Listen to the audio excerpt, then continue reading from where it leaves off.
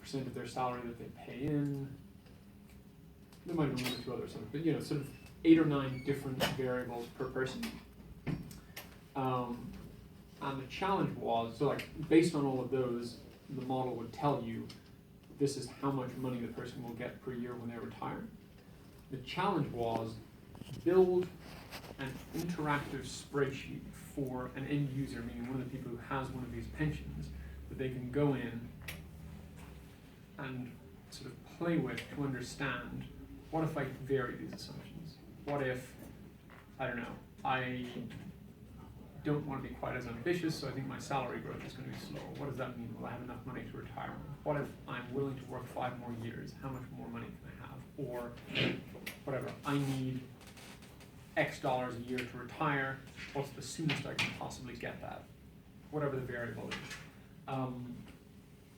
So, yeah, this was like 90 minutes, sort of start to finish, kind of design, build, set it up. So I'll just show you, I don't know how well it'll appear on this screen, because the screen seems to be a little bit small, but we can probably just zoom in.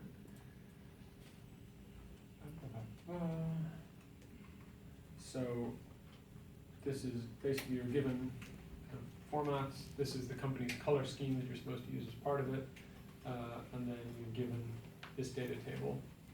So name, salary, the balance in the account, age, retirement age, how long was the drawdown phase, yada yada yada.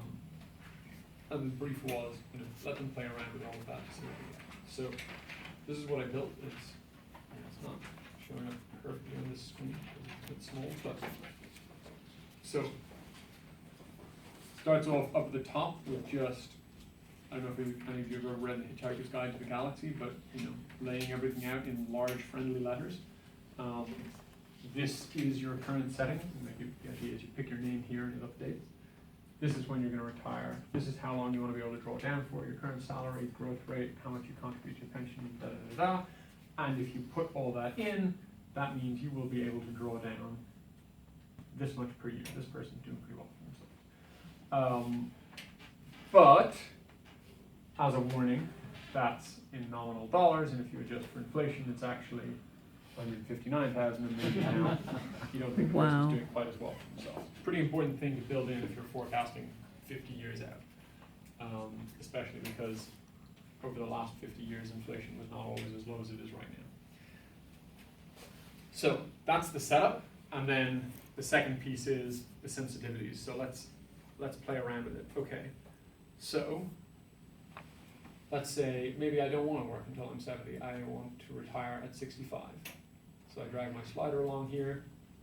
It says, okay, bad luck. You retire 5 years sooner, you're down to 400,000. Okay, then maybe I'm willing to work until I'm 72. And you got $1 million, although it's still less than 200,000. Maybe, if I'm not going to retire until I'm 72, then I only think I'm going to live until I'm 85, so I only need to draw down for 13 years. And now I've got a little bit more money. Maybe I think, I'm going to save a bit more aggressively. I'll contribute 7% of my salary. Now you've got a bit more money. But you think, actually, my industry's not doing great. I think my salary is probably only going to average growing 2% a year. You got a little bit less money. 14% feels like a pretty aggressive assumption of fund return. Maybe it should only be 10. You got a little bit less money.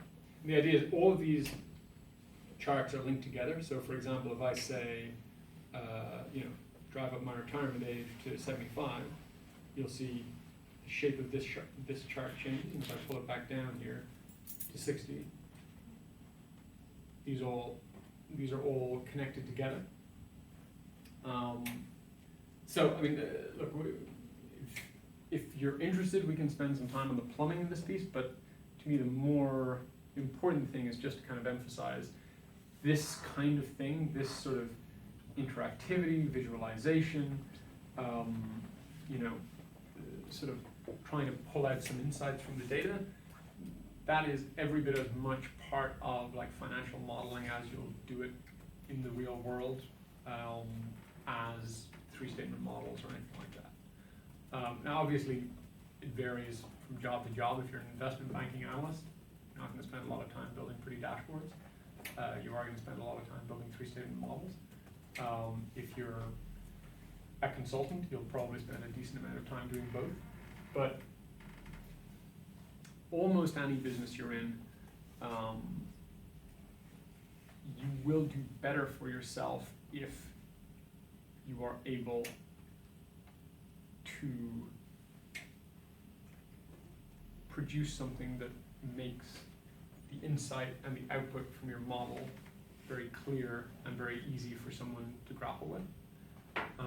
So this side of things, to me, like in my job, I don't build a lot of interactive things like this, but I do spend a lot of time on, you know, what is the one-page report that sums up these 10,000 rows and that really brings my manager's attention to, this is where you need to focus. Hey, we have a problem in the consumer industry, or hey, we have a problem in M&A, or hey, we have a problem in Latin America, or whatever it is. Or, you know, hey, this is where we should invest to grow, or whatever. You know, getting that sort of insight out of your Excel analysis is as much about being able to generate something like this that just says, hey, here's a way that you can wrap your head around this really easily.